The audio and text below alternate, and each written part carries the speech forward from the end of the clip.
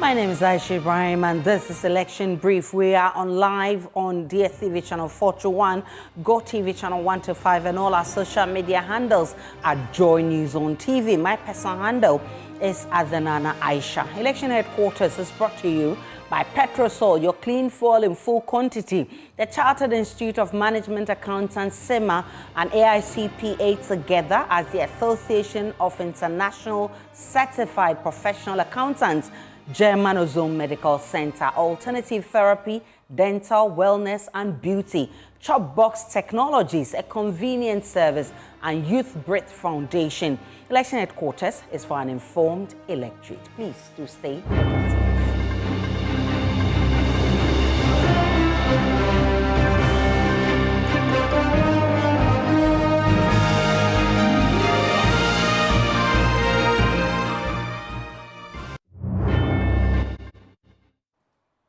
The opposition National Democratic Congress's mistrust and suspicion in the Electoral Commission is deepening by the day. The decision by the electoral body to prevent agents of the political parties from monitoring the ongoing transfer of votes has incurred the wrath of the flag bearer of the NDC, John Dramani Mahama. He noted that this decision by the EC, despite an earlier agreement with the political parties and an inter-party advisory committee IPAC meeting a week ago, indicates that the Commission's intends to aid the governing New Patriotic Party in winning the 2024 general elections. The NDC flag bearer in a statement says that the NDC has cautioned the EC's leadership to live up to its expected mandate and stop working in the interest of the ruling party in a Facebook post on Monday, June 3, 2024.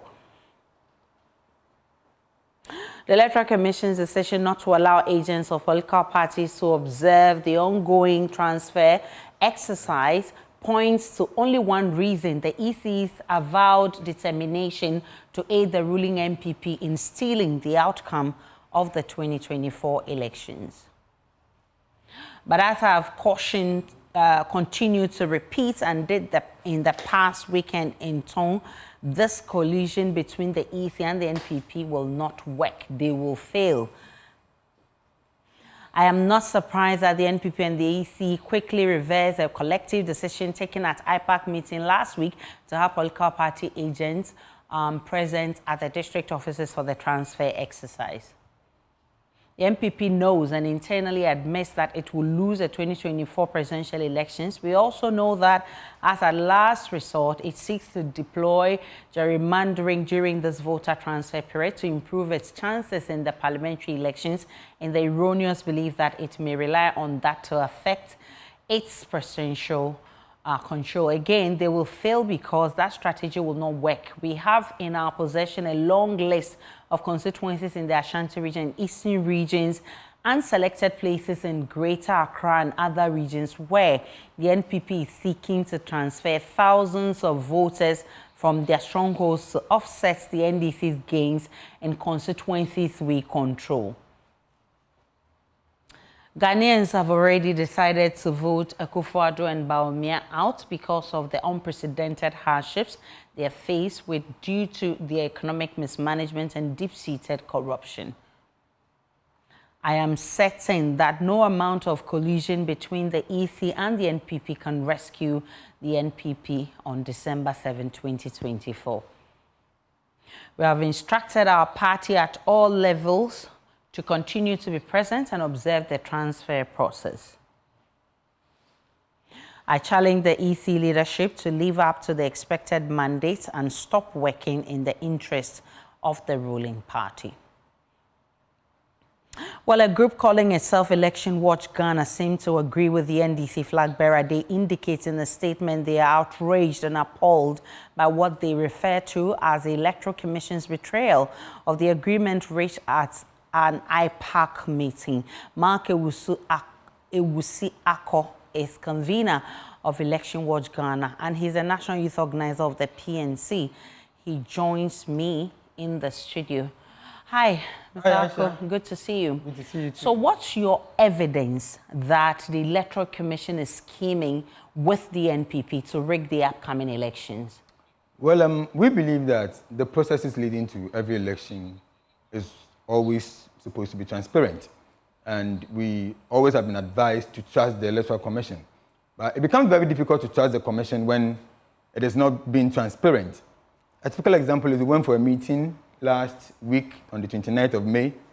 And at the meeting, we all agreed, by the wisdom of Madam Jane Mensah, that political parties should be given the opportunity to send their agents to the electoral offices at the district centers just to observe the processes that is currently ongoing. And when we left there, it was on Sunday, we got an information that the Deputy Director of the Electoral Commission have issued a statement asking that its regional directors should direct their district officers not to allow political party agents observe the process. And we think that this is a slap on our democracy and is a breach of the agreement that we all had. Of course, yes, there are regulations that people will raise or refer to. However, in the wisdom of Madam Jane Mensah, she felt that no, the concerns we have raised, which borders on the trust, the free and the fairness of the processes, why don't you allow political parties to have their agents there to monitor the process?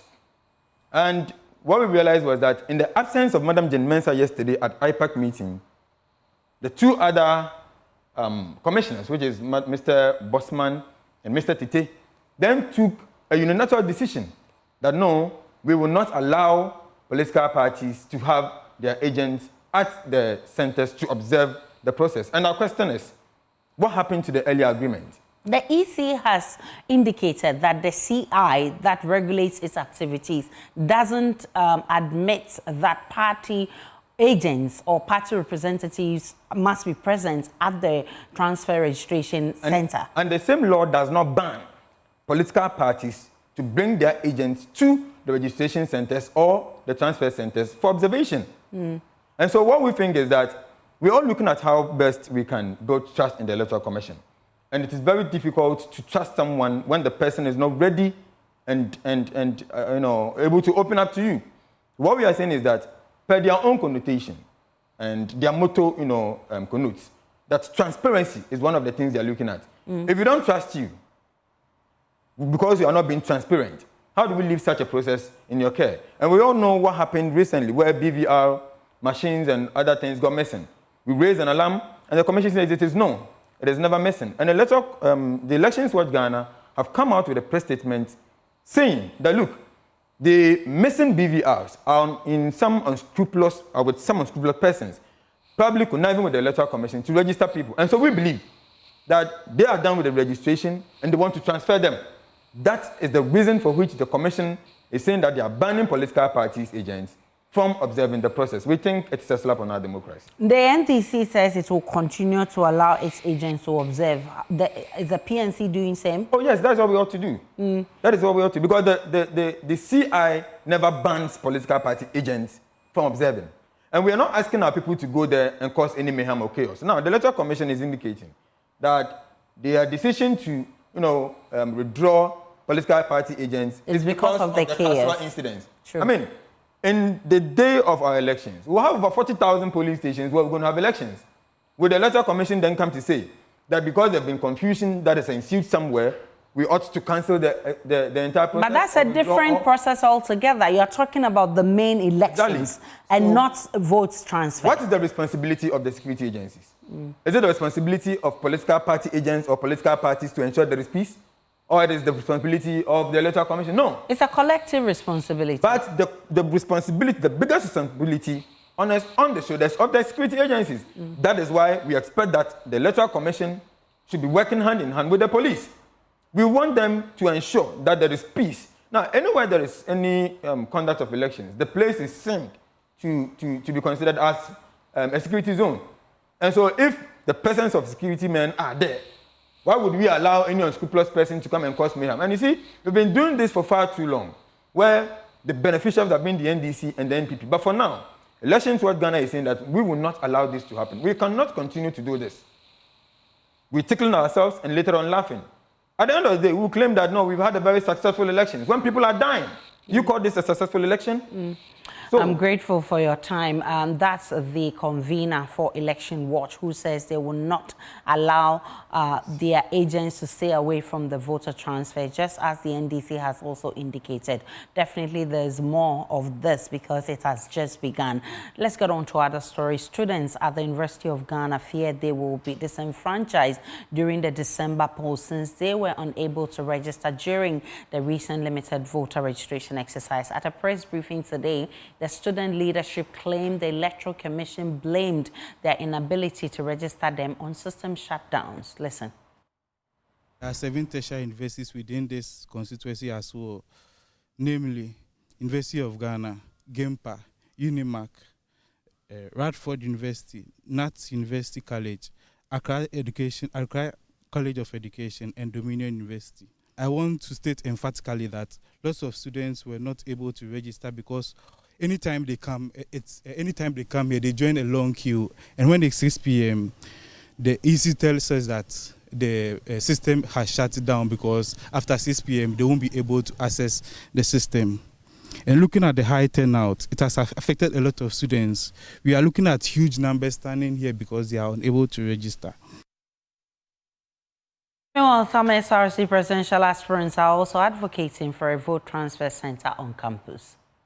And when it comes to the transfer of vote that is already ongoing, it's so unfortunate that they are doing it at the EC's headquarters at the region, which I believe that is not supposed to be so. They are supposed to bring their machines down to the University of Ghana as they did the limited voters registration here, to make sure that most of the students who are coming all the way from Kumasi, like some of us who registered when we were in senior high schools, some of us who registered when we were in our various constituencies, some come as far as Nkranza, some come as far as Sunyani, Techima, Kumasi, Takrade, and other environs in the north. I believe that they're supposed to give the opportunity to come and transfer their votes on campus here, rather than go all of them carrying their voters ID card to reach to go and transfer their vote, which is so unfair to some of us because of the transportation, because of them missing some of their classes. Meanwhile, the Coalition of Domestic Election Observers is calling for a suspension of the ongoing voter transfer exercise to allow for consensus building involving all stakeholders. Albert Ahin is National Coordinator for CODEO. The EC is saying that because of the troubles that it is emanating from these centers, you know, somebody was stabbed the other time. I'm sure that must have triggered the EC's decision. So the EC concretely said that all parties should withdraw their agents from the centers. As election observers, what's your position on that? No, as I'm saying, it has never even occurred in this commission before. It's not in the law in the first place. So I'm even wondering why the EC, maybe they were being too magnanimous by allowing them to send their people there. It could also be that they wanted to be extra transparent, okay? But if, on the other hand, it's being abused, then they are right to... Are you backing the decision by the EC?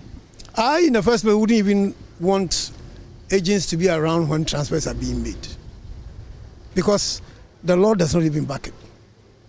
You can't defend it anywhere because the law is against it. It is not written anywhere that when transfers are being made, parties should be represented. Now, the worrying situation is that the NDC is still on its grounds. It says their agents should remain at the transfer center because they are suspecting that the EC wants to manipulate the system in favor of their main opponent, the NPP. I cannot answer for the EC what they will do if the NDC still has the agents there. It will be for them to decide what to do, if they should still maintain them there. Definitely, you have a caution for that because we know definitely that if it is going to continue, yes, we have chaos. Continue, definitely it's going to be chaotic. Don't be there, I'm going to be there. Don't be there, I'm going to be there. Then it's going to be chaotic. So, the best thing for maybe the other party to do is to also withdraw, because they've done a lot of discussion here, and I don't think the EC gave in. The way the discussion went, I'm not sure the EC gave in. Well, if they are going to consult among themselves as a commission, it could be they can come out later to say it, but I don't know. But for now, the EC is saying every party should withdraw.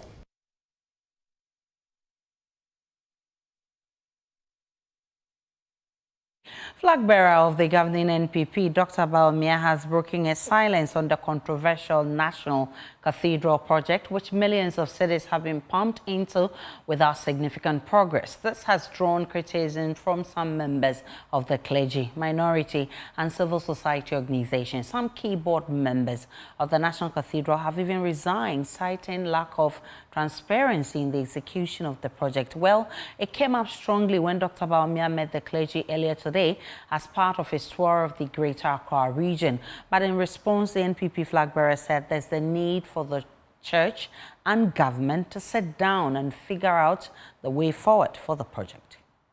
Question on the National Cathedral is a very important one. The National Cathedral, I have contributed to its construction personally. I believe it's a very important thing for Ghana.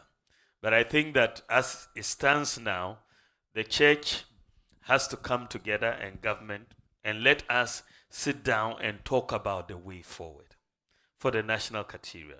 The church should come together and let us know the best way forward, how we can even get private resources to help us to complete the cathedral. But I think it is possible. We should not say it is not possible. Let us all sit back together and figure out the way forward on how to complete this cathedral. I think if we all come together, we'll figure it out. I really believe so. So I want us to come together and sit down and see the best way forward to generate the resources to complete, because we can't leave it where it is. Joined by NPP Communications Director Richard Ahiagba and also NDC Deputy General Secretary Mustafa Gbande on this. I'll start with you, Mustafa Gbande. The NPP flag bearer says he's ready for a national dialogue to find the way forward for the National Cathedral project that your party has been against. Does that put the matter to rest? Thank you very much, Aisha, and good afternoon to our listeners and my brother at the other side. I think it's laughable, first of all, because the issue of the National Cathedral have gone past a dialogue. It has also gone past consultation. Because when they started this idea in the first place, Ghanaians embraced it, but also said the circumstances and the times we found ourselves at the time, it wasn't appropriate to prioritize the National Cathedral.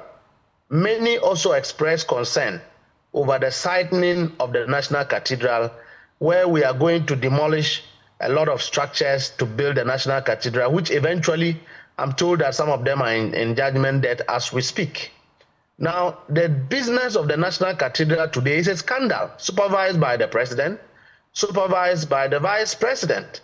You are aware that because of the situation of the National Cathedral, some members of the clergy have even resigned from the board. It is no longer a matter of consultation. It's a criminal transaction. They have squandered and chopped money in the name of God, and that should be fully investigated. The people who have chopped the money must be arrested. Then we can proceed from there. No one is against a government doing something for God. I'm a Christian, and I believe that it is a good monument for us to worship God, just as our brothers in Islam also have mosques, beautiful mosques where they worship. They are all monuments. If you travel out of Ghana, you would see many places where they have cathedrals and people go in the night to go and pray. They also serve as tourist attractions.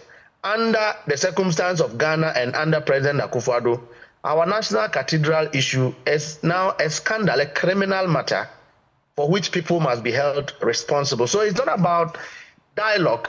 Even if we take private money, they will still chop the money because the current setup and regime does not have what it takes to run away from squandering money and chopping state resources. Let me bring in Mr. Ahiagba. Mr. Ahiagba, what difference will a national dialogue bring to the controversy that has surrounded the National Cathedral?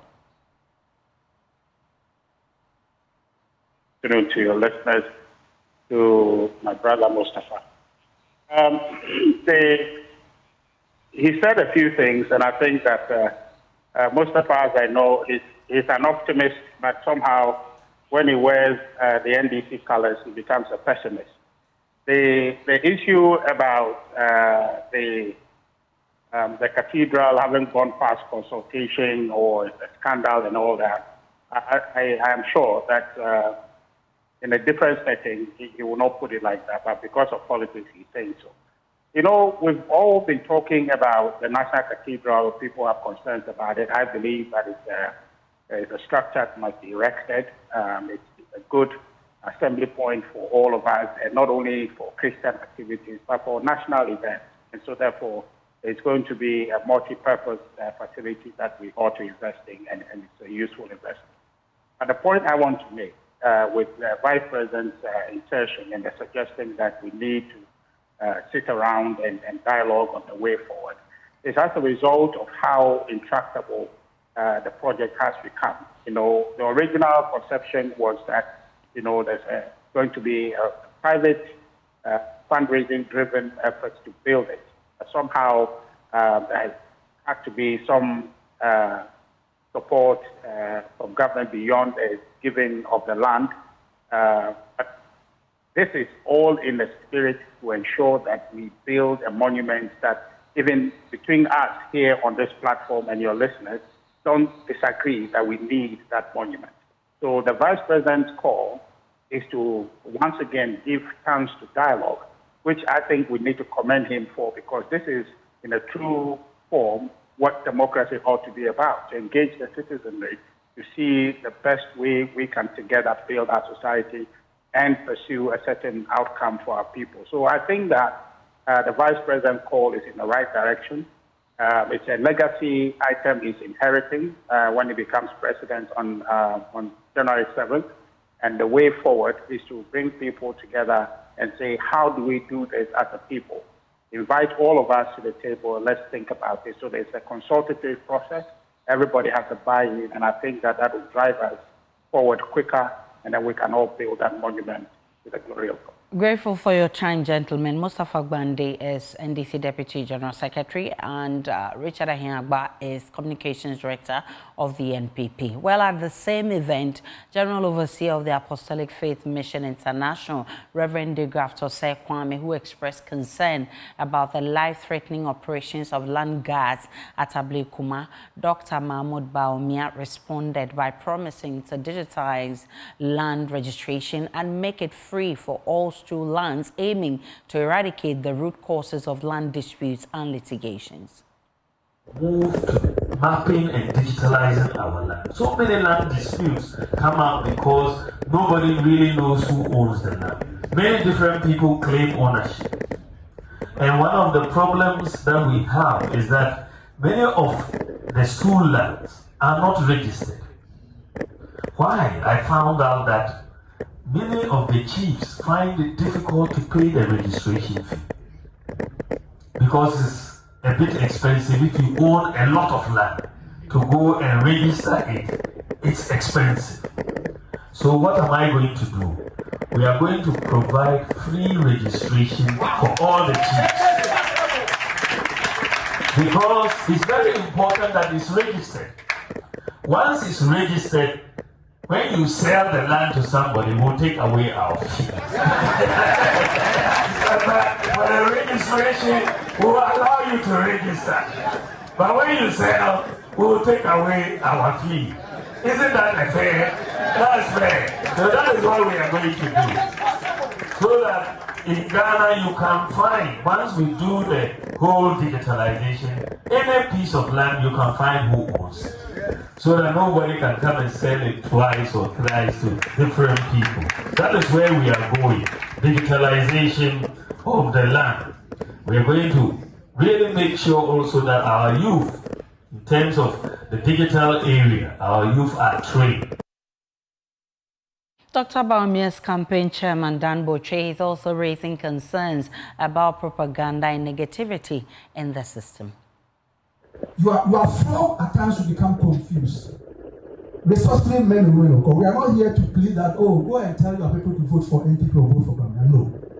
We are saying that, even though we will not reject that, we are saying that in all these things, in all the confusion of modern world, the crowd, the noisy people, People use all sorts of trickery.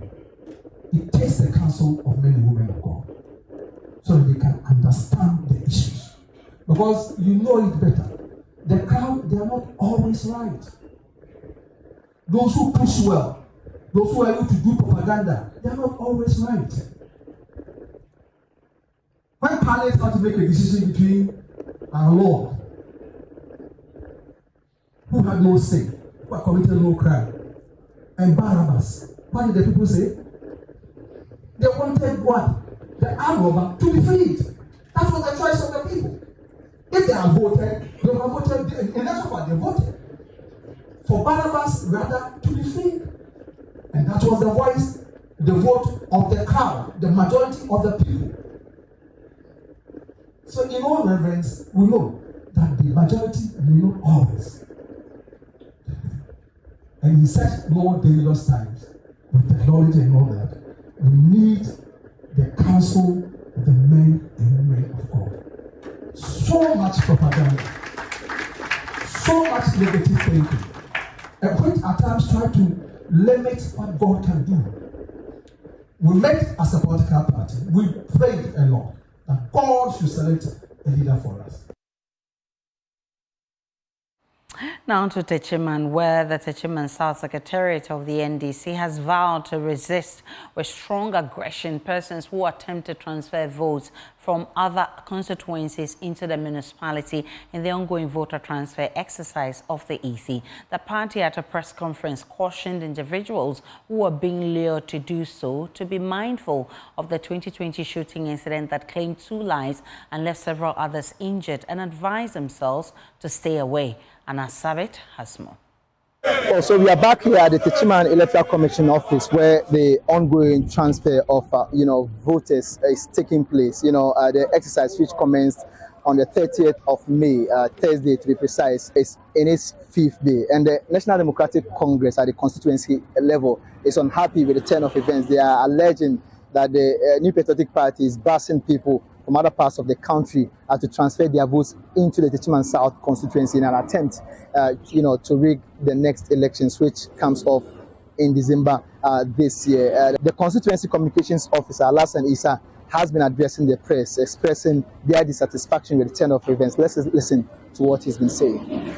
Our gathered intelligence indicates that the NPP in Techiman South constituency are busing people from Ejura Sechidumasi, Ashanti Mampong, Mampontin, Wenchi, as well as Jama North and South constituencies respectively. Ladies and gentlemen of the media, as a law-abiding political party, will not sit unconcerned, but rather prevent and safeguard the integrity and the tenets of democracy. Without missing words, a warning is hereby served to anyone whose prime motive is to transport voters from different constituencies to our dear and admirable Techiman South constituency for the purpose of transferring their vote into the constituency, that we shall resist with every legal means possible, with strongest aggression. They are calling on Ghanaians, particularly those who are attempting to transfer their votes from other constituencies into Techiman, to learn from the shooting incident that occurred in the 2020 general elections, where 2 persons lost their lives, leaving a couple of others injured. Here. And that's your election brief on your election headquarters. Election headquarters is for an informed electorate. You can log on to myjoyonline.com. You get more of the news and all the developing stories. My name is Aisha Ibrahim. Do enjoy the rest of our programs.